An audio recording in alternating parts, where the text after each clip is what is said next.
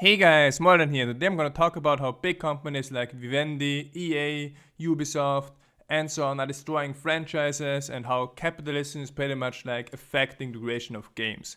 Now, first I'm going to start with Blizzard North. Blizzard North are the developers that created Diablo 1 and Diablo 2. In my opinion, like some of the best developers Blizzard ever had. They worked on Diablo 1, which was a huge success in the time when no one knew what games would be popular and good. I mean, it was pretty much a pioneer in the action RPG scene that really like defined the genre and led to many other great games in it. And I mean, they created Diablo 1 and then they even managed to surpass themselves with Diablo 2. That was even better. And then even more with Diablo 2 Lord of Destruction.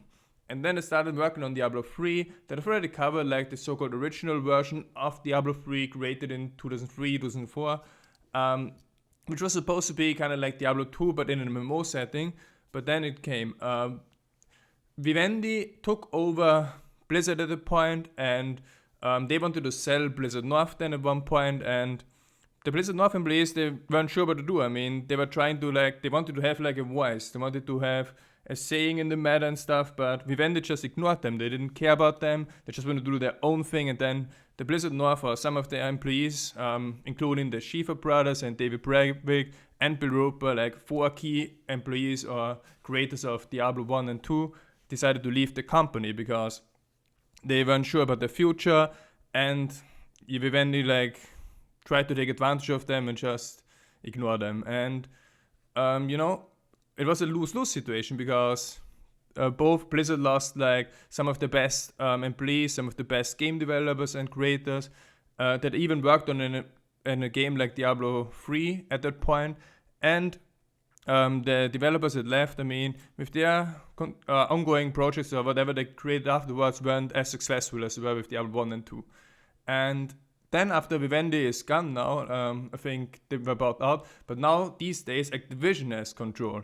And while I do think that they let Blizzard work independently, you can also see that more and more games are also being released on consoles, like Diablo 3, Overwatch, and whatever we get in the future maybe.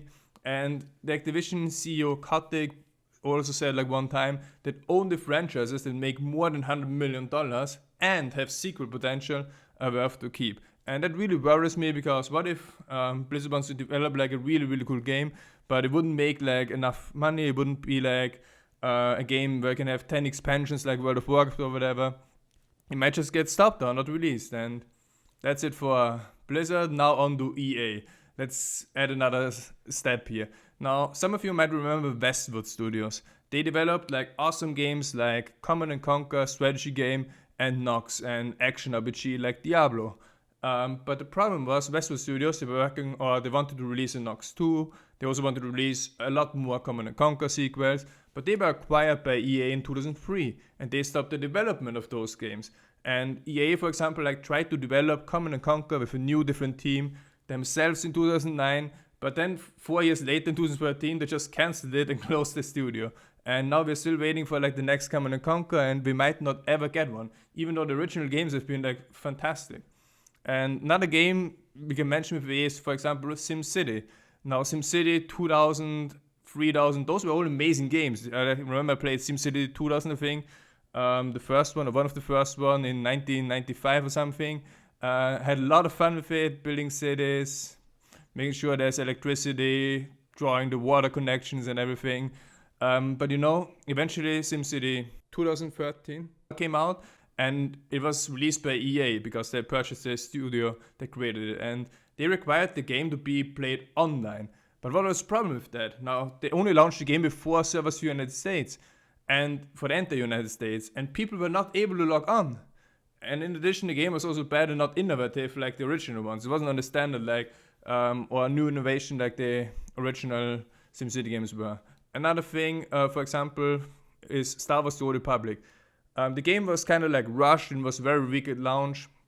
It's another EA game, and they pumped $400 million into the development of it. And yeah, admittedly, it had great leveling. The leveling experience in Star Wars The Old Republic, in my opinion, was really great. But there was no real end game. The PvP was really laggy and completely imbalanced, with sorcerers being 10 times better than everything else. I mean, hardball was fun, but still. And the PvE, endgame PvE, was also boring and not that great when you're used to raiding in World of Warcraft. And in short, EA bought many companies, but then either like cancel their games or make bad sequels or even like shut down the game studios altogether. So we can only hope that maybe they gonna become better in the future and, I don't know, actually work together with those game studios that they acquire and give them freedom. And last but not least, we have Ubisoft. Now, one of my most loved games, Heroes of Might and Magic, was created by New World Computing. They created the Might and Magic franchise and Heroes of Might and Magic 1, 2, 3.